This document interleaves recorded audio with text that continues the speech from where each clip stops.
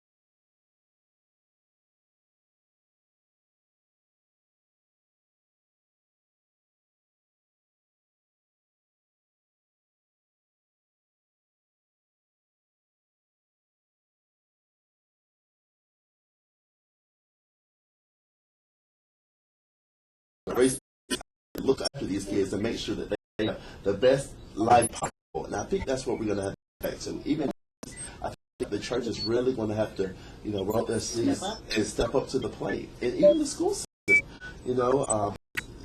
Are we going to raise kids that are going to be self-sufficient and capable of getting out and being independent?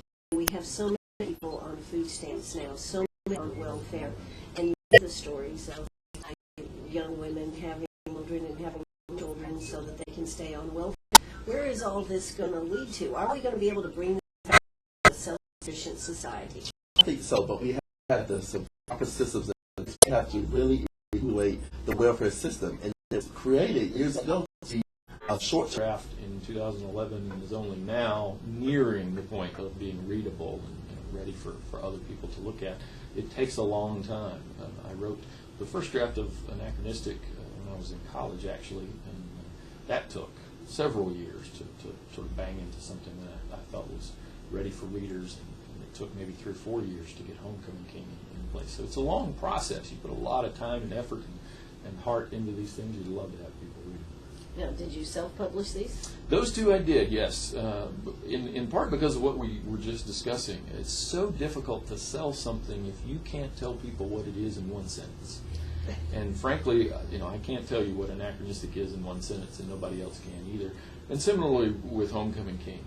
And also, it doesn't. Homecoming King, I'm not going to ruin it for you. It does not have a happy ending. It does not have a happy ending. It's a tragedy. That's the way it is, and that doesn't sell well in our culture. And it's hard to put that out there. I had a lot of editors read the book and write very nice responses about we love these characters and we love this and we love that, but we just don't know how to sell this book.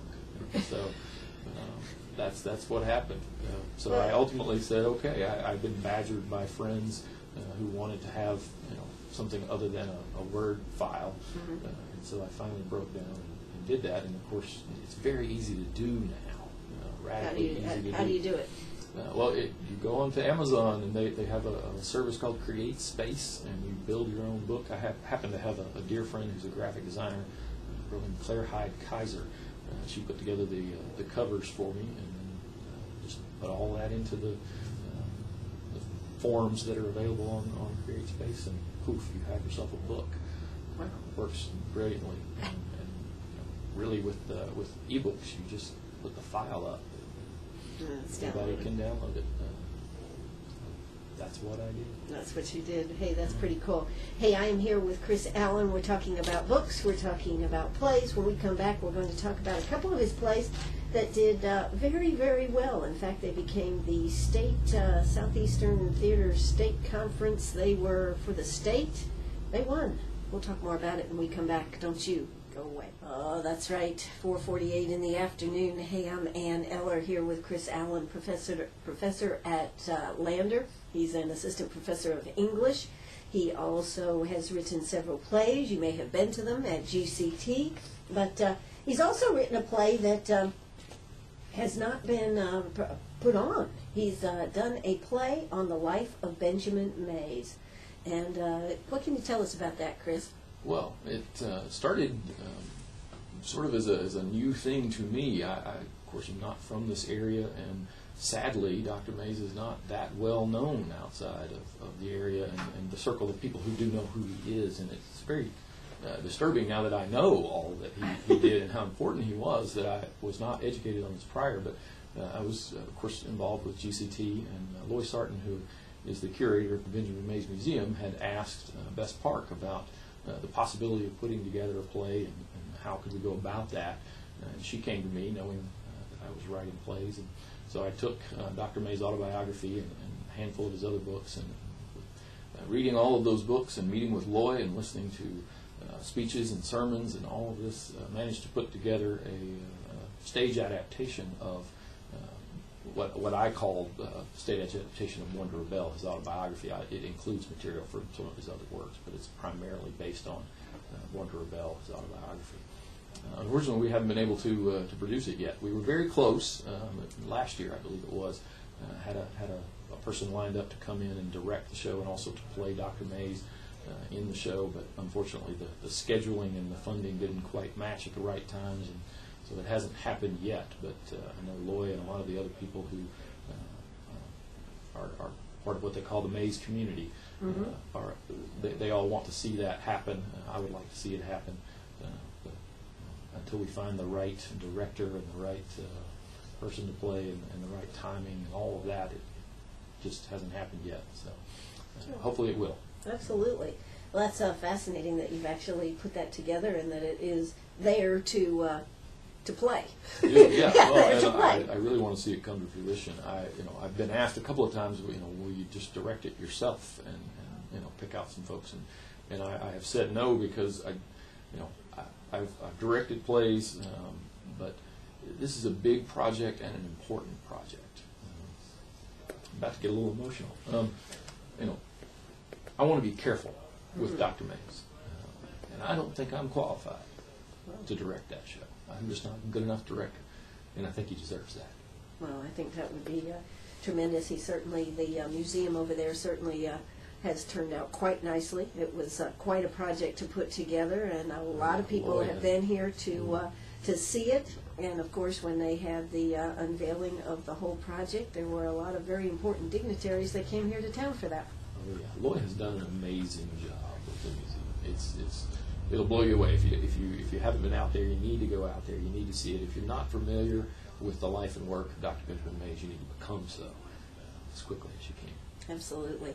I was telling you before that Herman Cain was a graduate, 1967 graduate from Morehouse College, and actually that was Benjamin Mays' last year. He retired that year.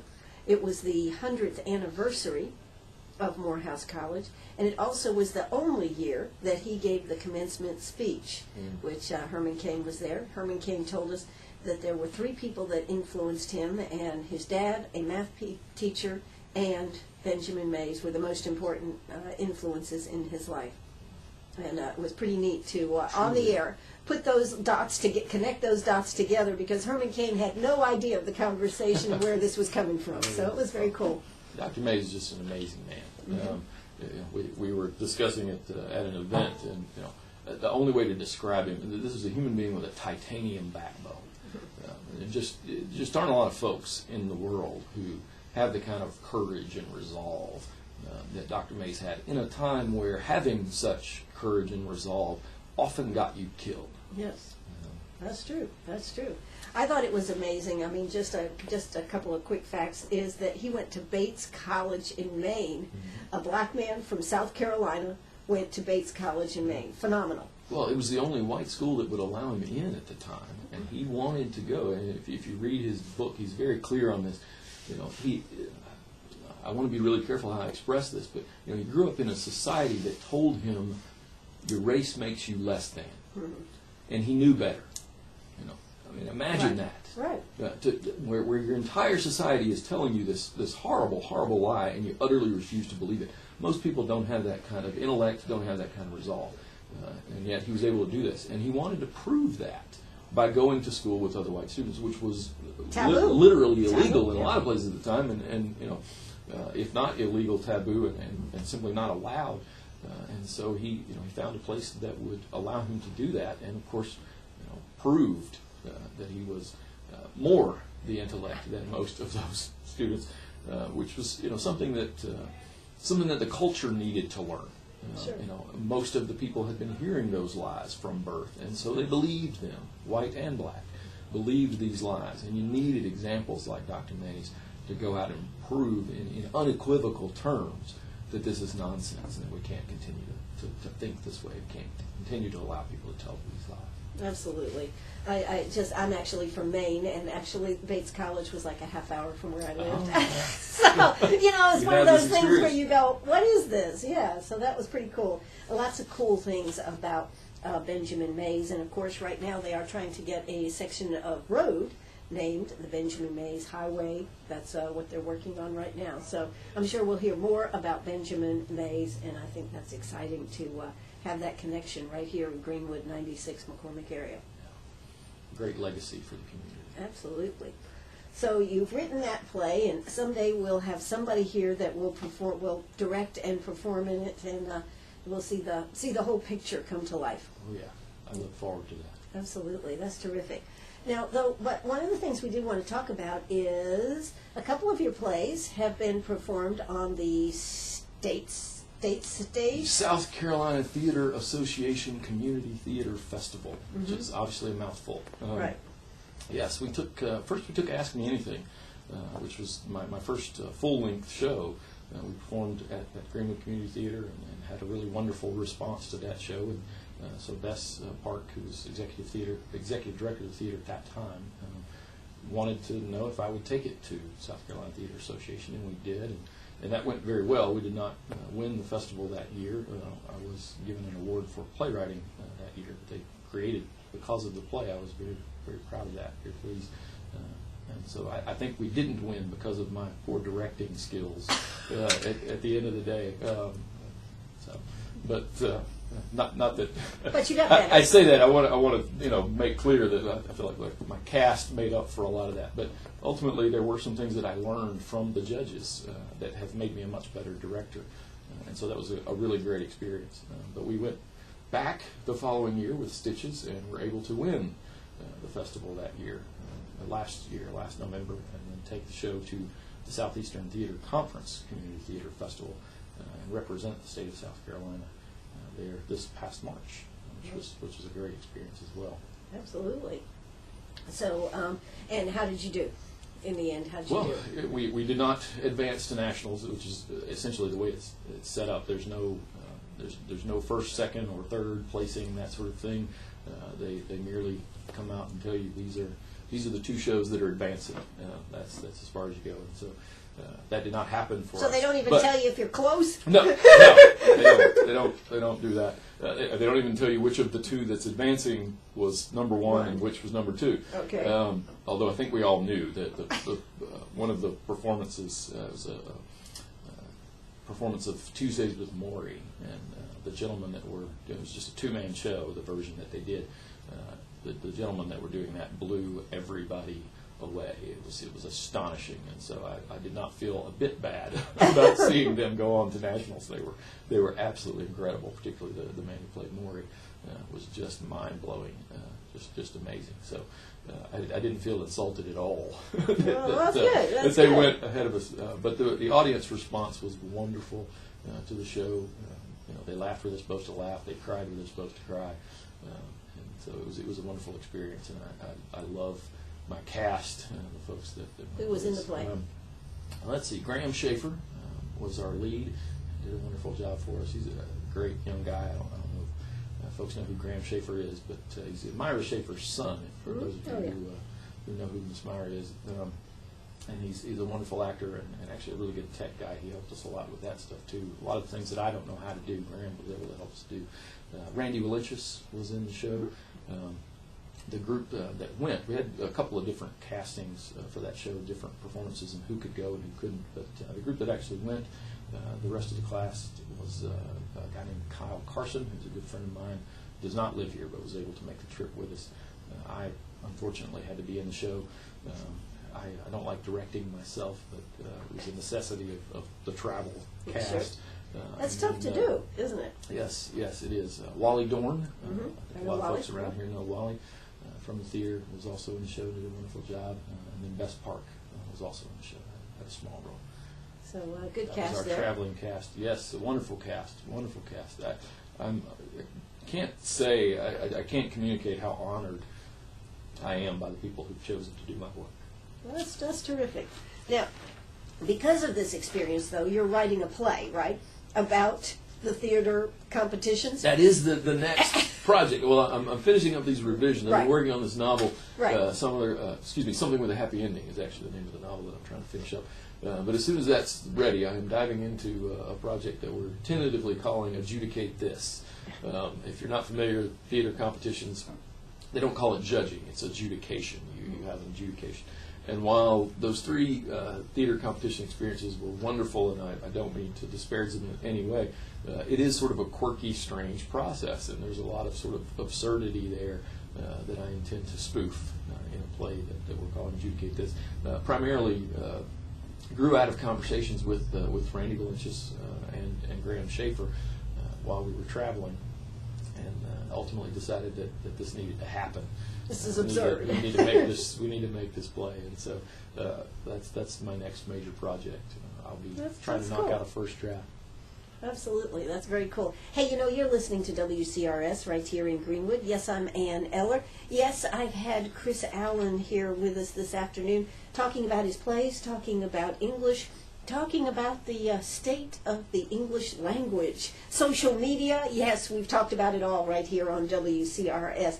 Chris Allen, thanks so much for coming out this afternoon. Thank you so much for having me. Absolutely, this was great. This is WCRS right here in Greenwood. Bye-bye, everybody.